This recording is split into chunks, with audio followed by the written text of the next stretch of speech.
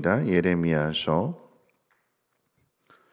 2장 20절로 25절까지 봉독하겠습니다. 제가 구약성경 1052페이지 예레미야 2장 20절로 25절입니다.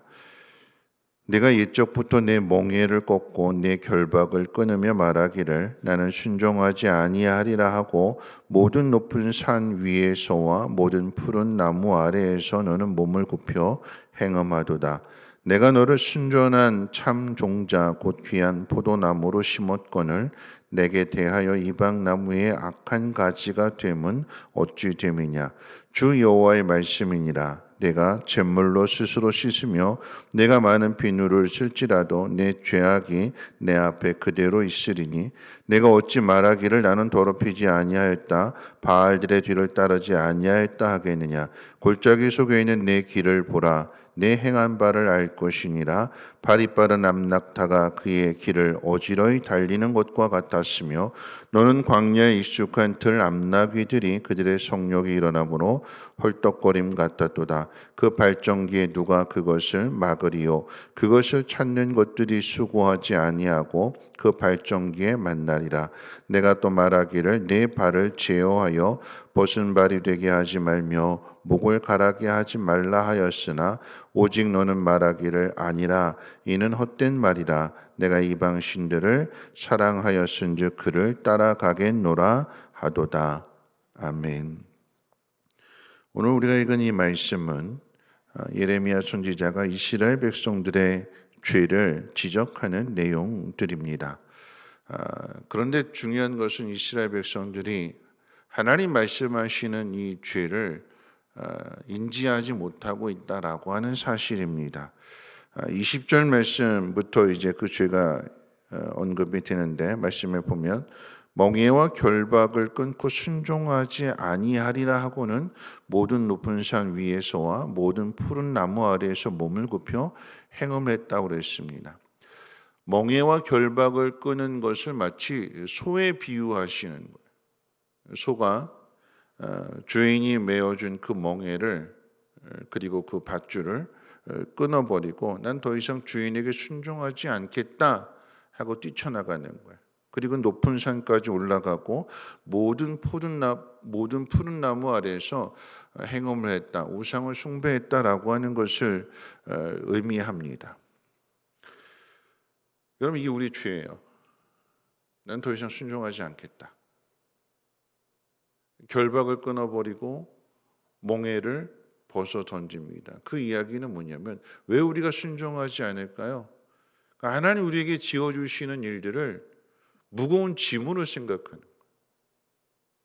거예요. 왜 하나님 왜 나한테 이렇게 하지 말라고 하는 게 많고 하라는 게 왜 이렇게 많을까? 이걸 다 짐같이 생각하게 되는 거예요. 내 뜻은 이런데, 내 생각은 이런데, 내 기대는 이런데 하나님 이것을 주시지 않고 왜 나를 이렇게 힘들게 할까? 나를 왜 이렇게 어렵게 만드실까? 왜 나보고 다른 사람들은 다 편하게 사는데 왜 나에게만 이런 요구를 하시는 걸까? 무겁다, 힘들다, 이제 그만하고 싶다 하고 벗어 던진다라고 하는 거예요. 그리고서는 하는 일이 무엇이냐? 모든 높은 산에 올라가고 모든 푸른 나무 아래에서 우상을 숭배하는 그런 모습들인데, 여러분 이것이 이스라엘의 죄라고 한다면 한번 생각해 보십시오. 하나님이 지어주는 건 무겁다고 하고 힘들다고 하면서 모든 높은 산에 올라가고 모든 푸른 나무라고 하는 것은 높은 산까지 올라가면 그만큼 땀 흘려야 되는 거잖아요. 거기에 가서 뭔가 영험한 것이 있고 신령한 것이 있고 여기 가서 절을 하게 되면 숭배하게 되면 나를 잘 되게 해줄 것 같은 그런 기대를 가지고 그 높은 산까지 헐떡거리면서 올라가는 거죠. 헛된 것에 헛된 것에 무릎 꿇기 위해서. 이건 우리 죄도 그렇습니다. 하나님께서 우리에게 주시는 명령들, 시간을 들이든 물질을 들이든 무엇이 되었든지 간에 하나님 왜 나만 이렇게 해야 돼요? 하나님 이거 너무 힘듭니다. 어렵습니다. 삶이 폭폭한데 그런데 정작 살면 어떻게 되느냐? 잘 되는 일, 승진하는 일이라고 위해서는 상사가 어떤 짐을 지어주는지 예하면서 다 하잖아요. 자식이 우상이라고 한다면 하나님 앞에서는 인색한데 자식을 위해서만큼은 다 쓰잖아요. 다 내 목숨까지도 줄 수 있는 게 그게 부모의 마음이라고 하면서 자식을 위해서는 다 하는데 그걸 짐이라고 생각하지 않는데, 그런데 우리를 지으신 하나님께서, 우리 아버지가 되시는 하나님께서 우리에게 복을 주시기 위해서 주시는 그 모든 것들은 짐으로 생각하고 멍해로 생각하고 결박으로 생각하고 끊어버리겠노라고, 순종하지 않겠노라고. 결국은 종이 되는 것인데, 자 21절 말씀 가운데 보면 이번엔 포도나무의 비유로 이렇게 말씀하십니다. 순전한 참 종자 귀한 포도나무를 심었는데 이방 포도나무의 악한 가지가 되어서 그 가지는 썩었고 썩은 가지에 맺힌 포도 또한 썩어서 악취를 풍긴다고. 하나님이 순전하고 귀하고 그런 종자로서의 포도나무를 심어놨는데 이게 우리의 신분인데 이걸 내팽개쳐 버리는 거예요. 그리고는 악한 이방나무 가지가 되어서 썩어져 버렸고 거기서 열매가 맺히게 되니까 그 열매 또한 썩어서 악취를 풍깁니다. 이러한 죄에 대해서 하나님께서 23절에 뭐라고 말씀하시는가? 이 죄를 비누로 씻을 수 없고 잿물로도 씻을 수 없다, 이렇게 말씀하시는데, 그런데 이스라엘은 뭐라고 이야기하는가? 우리가 언제 그런 죄를 지었습니까? 나는 안 그렇습니다 하면서 열변을 토하면서 자기 주장을 하는 거예요. 하나님, 너 내 죄를 네가 알지? 그랬더니 아니요, 내가 왜 죄인입니까? 내가 무슨 죄를 졌는데요? 하면서 역정을 내는 거예요. 하나님께서 그 이스라엘의 죄를 이제 더 비유로 말씀하시게 되는데, 여러분 이스라엘이 지금 내가 무슨 죄를 지었습니까? 나는 죄인이 아닙니다 라고 이렇게 역정을 내는 그 이유는 뭐냐면 하나님 믿는다고 생각하거든요. 그러니까 지금 이스라엘의 실상은 뭐냐면 하나님 앞에 제사도 드려요. 아예 제사를, 예배도 안 드리고 이런 것이 아니라 예배는 드려요. 제사는 드립니다. 제사는 드리는데 근데 실상은 마음이 떠나 있는 거예요. 겉으로 교회 와서 할 건 다 해요. 근데 속마음은 안 그래. 겉과 속이 다른 거예요.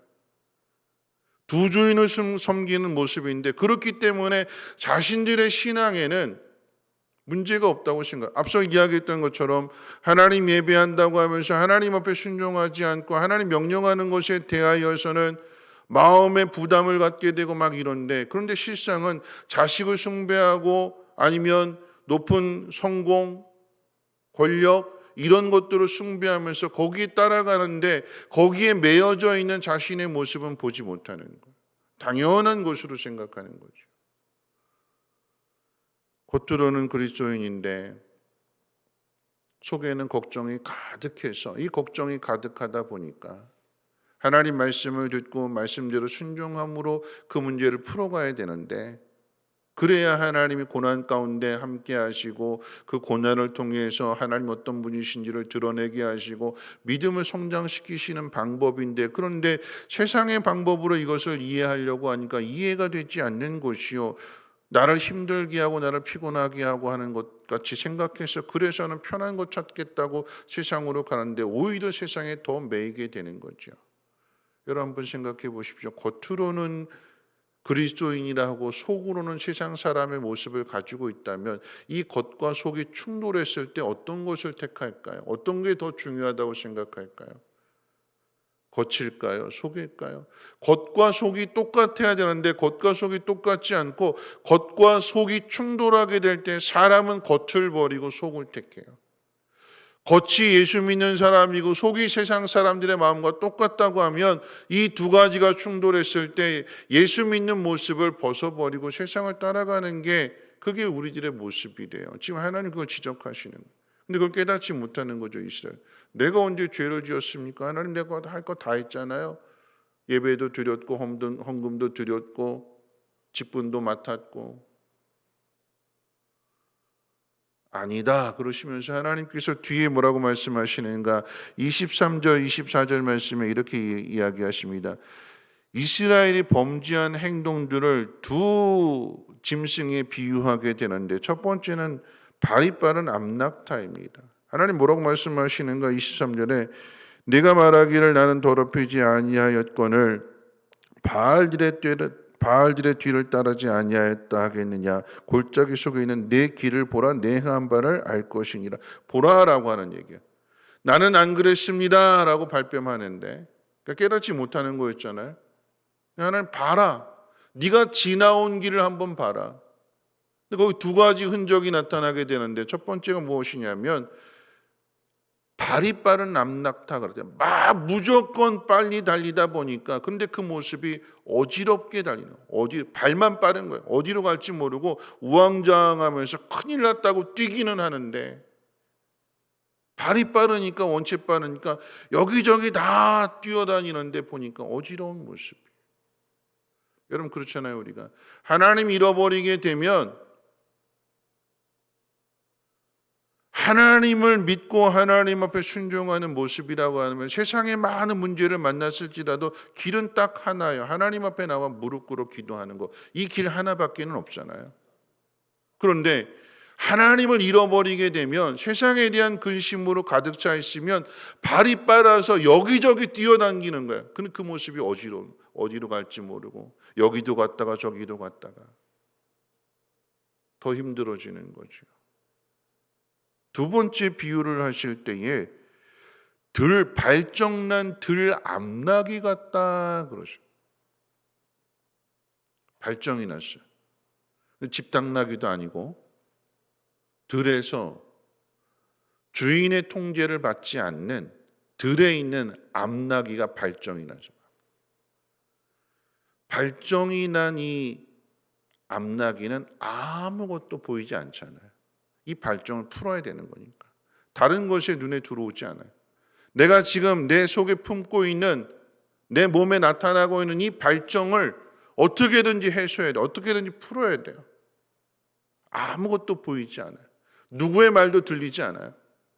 그거 하나밖에는 안 보여요. 그렇게 달려갔을 때 중요한 것은 무엇이냐면, 그것을 찾는 것들이 수고하지 아니하고 그 발정기에 이 발정난 암나귀를 만난다라고 하는 얘기예요. 이 순나귀들이 지금 그렇잖아요. 지금 찾고 있는데, 마침 발정난 암나귀가 달려오고 있는 거, 제 발로 막 달려오고 있는데 찾고 있는 거예요. 그래서 죄가 만나게 돼요. 나는 아닙니다. 나는 죄인이 아닙니다. 난 죄짓지 않았습니다. 라고 열변을 토하면서 자기 무죄를 지금 하나님 앞에서 지금 이야기하고 있네. 하나님 뭐라고 말씀하시는가? 네 길을 한번 봐라. 지나온 뒤를 한번 돌아봐라. 네 삶이 어땠는지. 막 어지럽거든요. 또 한 가지는 뭐냐면, 발정이 난 상태에서 순나귀를 만났으니까 그 흔적이 뭐겠어요? 죄가 잉태되는 거잖아요. 암나귀하고 순나귀하고 만났으니까, 발정이 난 상태에서 만났으니까 그 결과가 뭐겠어요? 죄가 잉태되어지게 되는 거예요. 나는 아닙니다. 나는 깨끗합니다. 라고 이야기를 했는데 거기에 죄가 불쑥 들어와서 잉태되어져서 죄가 나아지게 되는 거예요. 이런 말씀을 정리할 텐데요. 하나님 지금 이 말씀하시는 거잖아요. 그들이 수고하지 않고 그 발정기에 만나리라. 그들이 누구겠어요? 숫당나귀 얘기하는 거잖아요. 그러면 이 숫당나귀는 누구를 의미하는 걸까요? 마귀를 얘기하는 거예요. 마귀를. 내 마음이 하나님에게서 떠난 상태에서 음욕을 품게 되고 다른 것을 품게 되었을 때에, 그런데 내가 이것을 품는 그 순간에 내가 하나님께 순종하지 않겠다고 그 결박을 끊어버리고 멍에를 풀어버리는 그 순간에 마귀는 우는 사자처럼 기다리고 있었던 거잖아요. 그러니까 어떻게 덜컥 물어가는 거예요. 여러분 요나를 한번 생각해 보시면 이해가 빠르잖아요. 하나님 사명을 맡겨주셨는데 하나님 난 못하겠습니다. 거역하는 마음을 갖는 그 순간에, 도망가기 위한 마음을 갖는 그 순간에 어떻게 해요? 마침 다시스로 가는 배를 만나는 거예요. 죄가 이 죄를 거슬러야 되는데 죄를 만나서 순풍에 돛달듯이 그냥 쭉 가는 거예요. 근데 그걸 깨닫지 못하는 거예요. 어디 가서 깨닫는 거예요? 바다 한복판에 가서 풍랑을 만나서 바닷속에 던져지게 되고 물고기 속에 들어갈 때야 비로소 이게 내가 죄구나 하는 것을 깨닫고 회개하는 거죠. 여러분, 우리 마음속에 겉과 속이 다르다라고 하면 중요한 것은 겉을 버리고 속을 취하게 되는데, 그런데 이 겉이 그리스도인으로서의 의무적인 종교적인 신앙생활이요, 속으로는 세상 사람들처럼 걱정하고 염려하는 것이라고 한다면, 그러면 어떻게 해요? 결국은 세상 사람들과 똑같은 모습이 되는 거예요. 근데 그 죄를 깨닫지 못하는 거죠. 누군가가, 아니 하나님께서 네 뒤를 한번 돌아봐라. 네가 어떻게 걸어왔는지, 어떤 삶을 살았는지, 어떤 행동을 했는지 한번 돌아봐라. 하나님이 가르쳐 주시고 지적하실 때에 그때 비로소 보게 되는 것이고 깨닫게 되는 것이고, 그럴 때 회개해야 다시금 온전한 길을 걸어가는 것인데, 그렇지 않다면 여러분, 정인이의 양분 한번 생각해 보십시오. 입양했다라고 하고 예수 믿는 사람이라고 하고 좋은 일 했다고 생각하는데, 근데 실상은 그게 아니었잖아요. 죄가 잉태되어지게 되는 거예요. 어디서부터 시작이 되었는가, 한번 우리 자신을 한번 돌아보아야 되는 것이고, 우리 마음속에 두 마음을 품고 있지는 않는지, 두 마음을 품었다라고 하는 것 자체가 하나님 믿지 않는 것이기에 오늘 우리들의 모습이 이 시대 속에서 오직 하나님만을, 우리가 읽은 마지막 절 말씀 가운데 이렇게 이야기합니다. 같이 말씀 읽고 말씀 맺겠습니다. 25절 함께 읽어봅니다. 시작. 내가 또 말하기를 내 발을 제어하여 벗은 발이 되게 하지 말며 목을 가라게 하지 말라 하였으나 오직 너는 말하기를 아니라 이는 헛된 말이라. 내가 이방 신들을 사랑하였은즉 그를 따라가겠노라 하도다. 내가 또 말하기를, 이 말씀은 하나님 말씀하시는 거잖아요. 하나님 말씀하셨는데, 그런데 아니다 그러면서 나는 이걸 더 사랑한다 그러면서 따라가겠노라고. 이게 죄래요. 하나님 말씀하시는데 순종하지 않는 것, 따르지 않는 것, 다른 것을 생각하는 것, 여러분 이것이 죄라고 하는 것을 기억하고 다른 것을 생각하지 말고 오늘 우리에게 주시는 그 말씀 가운데 순종함으로 인하여 참 포도나무로서의 달콤하고 향기로운 귀한 열매들을 맺어갈 수 있는 저와 여러분들 되시기를 주님의 이름으로 부탁을 드립니다. 우리 찬송가 366장 통일 찬송가 485장 찬송 후에 함께 동성으로 기도하겠습니다. 찬송가 366장 통일 찬송가는 485장입니다. 어두운 내 눈 밝히사 진리를 보게 하소서. 진리의 열쇠 내게 주사 참빛을 찾게 하소서.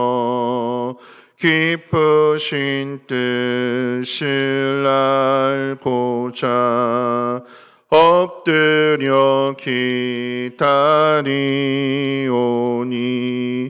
내 눈을 뜨게 하소서. 성령이여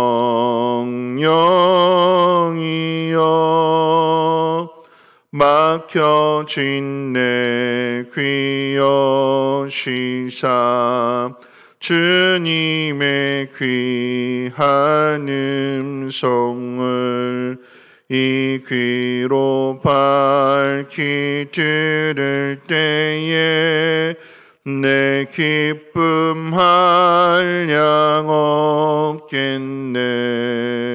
기쁘신 뜻을 알고자 엎드려 기다리오니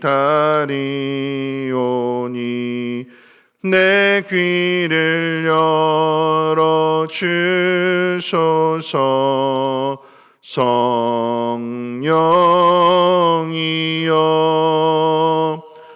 봉해진 내 입여시사 복음을 널리 전하고 차가운 내 맘 녹여주사 사랑을 하게 하소서. 깊으신 뜻을 알고자 엎드려 기다리오니 내 입을 열어 주소서. 성령이여.